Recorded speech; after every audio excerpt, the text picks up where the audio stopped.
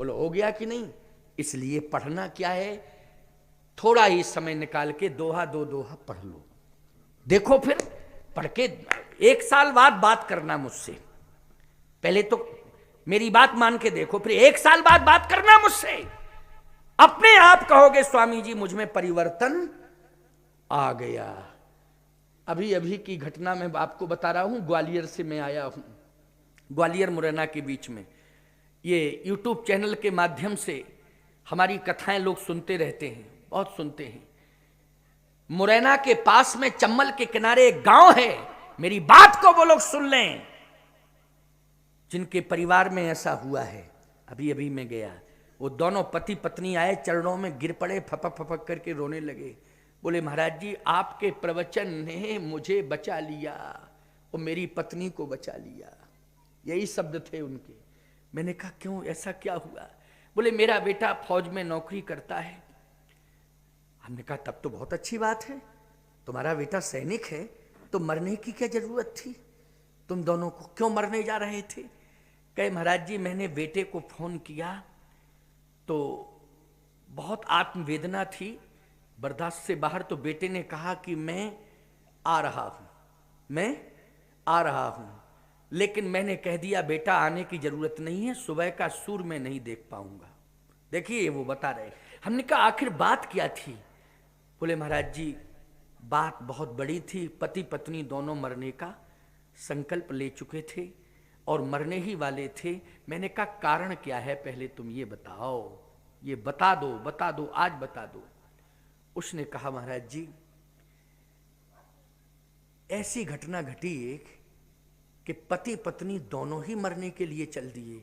हमने कहा क्या घटना घटी ये तो बताओ। कहे बहुत मुश्किल से उसने फिर बताया। बोले महाराज जी सत्य कहता हूं आपसे, ऐसा शब्द मेरे जो बहुत विशेष थे परिवार के, जो मुझे बहुत मानते थे, अब पता नहीं कौन होंगे, भतीजा होगा या क्या होगा, भाई जो भी रहा हो, उसने ऐसा शब्द कहा पति पत्नी के लिए कि फिर मुझे जिंदा रहने का इंतजार नहीं करना पड़ा, मरने के लिए तैयारी कर दी। ऐसा शब्द बोला, वो शब्द यहां से बोला नहीं जा सकता है, इसलिए मैं उसको दोहरा नहीं सकता हूं। समझ गए हो कि नहीं? वो चूंकि एकांत की बात थी, उसने बताया, मैंने सुन लिया, लेकिन वो शब्द सामूहिक रूप से दोहराया नहीं जा सकता है, ऐसा शब्द था। मैंने कहा बेटा फिर क्या हुआ? मेरी पत्नी ने कहा कि रुको रुको रुको। इतने में बेटे का फोन आ गया, पिताजी। तो मैंने पत्नी से कहा कि मैं बात नहीं करना चाहता हूं क्योंकि उसे तकलीफ होगी, लेकिन फिर भी उसने कहा कि यूट्यूब पर निकालो, एक महात्मा का प्रवचन आ रहा है। उसी समय की बात है, देखिए यूट्यूब पर निकालिए, एक महात्मा का प्रवचन मैं सुन रहा हूं इस तरह से। तो उसने जगत गुरु राम स्वरूपाचार्य जो है टाइप किया, और जैसे वो हमारे फोटो वगैरह आई तो हमारा प्रवचन चल ही रहा था, तो हम जन्म और मरण पर बोल रहे थे। जो प्रवचन चल रहा था जन्म और मरण। मैंने कहा प्यारे जन्म तो प्रारब्धानुसार बिगड़ सकता है, प्रारब्धानुसार किसी भी जाति में जन्म हो सकता है, क्यों भैया, जैसा हमारा प्रारब्ध होगा। लेकिन हम जन्म को नहीं सुधार सकते हैं, लेकिन मरण को सुधार सकते हैं। और प्यारे हमारा मरण तभी सुधर सकता है जब हम अपने हाथों से अच्छा कार्य करें। और कभी भी किसी भी व्यक्ति को आत्महत्या नहीं करनी चाहिए। आत्महत्या करने वाला व्यक्ति सदा सदा के लिए परमात्मा की दृष्टि में दोषी हो जाता है, उसे किसी भी प्रकार से परमात्मा क्षमा नहीं करता है। ये संत का वचन है और यही शास्त्र का वचन है। ये शब्द उस समय सुन लिए। कहा महाराज जी जब मैंने सुना कि आप आ रहे हैं कथा कहने के लिए, हम दोनों दौड़े दौड़े आए। जीवन आपने दिया, बड़ी जोर से रो रहे थे बिलक करके, बड़ी जोर से, कि आपके शब्द ने मुझे प्राण दे दिया है, आपके शब्द ने मुझे मृत्यु से बचा लिया है।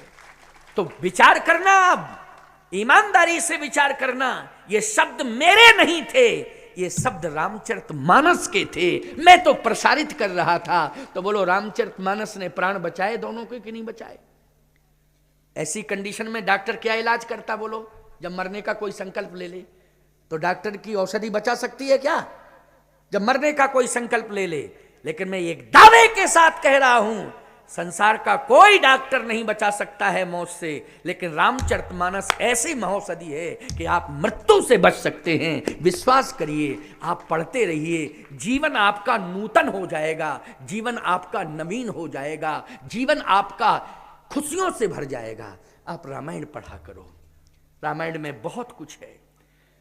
भगवान राम ने कहा ये रामचरितमानस मंत्रा रूपी कुप्रवृत्ति को हटाने में सक्षम होगा, ग्रंथ होगा। इसलिए मां, आप मेरी प्रार्थना को स्वीकार करें, आपसे मैं निवेदन कर रहा हूं, आप चलें। कहा नहीं, मैं पहुंची और राम तुम सम्मान करो, पूरी अयोध्या करे सम्मान, लेकिन भरत मेरा सम्मान न करे तो मुझे कैसा लगेगा बोलो। पूरा गांव किसी नारी का सम्मान करे, वो बेटा सम्मान न करे तो बोलो उस समय मां पर क्या बीतेगी। इसलिए मैं ऐसा काम ही नहीं करूंगी, समाज के सामने जाऊंगी ही नहीं। भगवान राम ने कहा एक बात बताओ माता जी, अगर भरत आपका सम्मान करे तो आप मेरे साथ चल सकती हैं, आके सम्मान करे भरत, यहीं आके। कि कहीं ने कहा पहले तो वो आ नहीं सकता, वो आ जाएगा तो सम्मान नहीं कर सकता। भगवान राम ने कहा अगर भरत सम्मान नहीं करता है तो मैं भरत का त्याग कर दूंगा, मैं कर दूंगा भरत का त्याग, दुनिया भले ही माने भरत को। कई ने कहा लेकिन दबाव नहीं बनाओगे भरत के ऊपर, क्योंकि सम्मान हृदय से किया जाता है। बोलो सम्मान का संबंध श्रद्धा से है कि नहीं, श्रद्धा है तभी सम्मान, जबरदस्ती नहीं। भगवान राम ने कहा जबरदस्ती का प्रश्न ही नहीं है, वो तो श्रद्धा से सम्मान करेगा। कहे ठीक है बुलाओ भरत को। और प्रेरणा हुई भरत को, प्रभु ने प्रेरणा दी, प्रेरणा से ही तो सब कुछ होता है। अच्छा एक बात बताओ, प्रेरणा होती है तो आप बद्रीनाथ पहुंच जाते हो, कौन ले जाती है, प्रेरणा ले जाती। प्रेरणा होती आप जगन्नाथपुरी पहुंच जाते हो, प्रेरणा ले गई भगवान की कि नहीं, जगन्नाथ भगवान ने बुला लिया आपको, आप प्रेरणा हुई, आप रामेश्वरम पहुंच गए, आप द्वारकापुरी पहुंच गए। बोलो कौन ले गया आपको, प्रेरणा भगवान की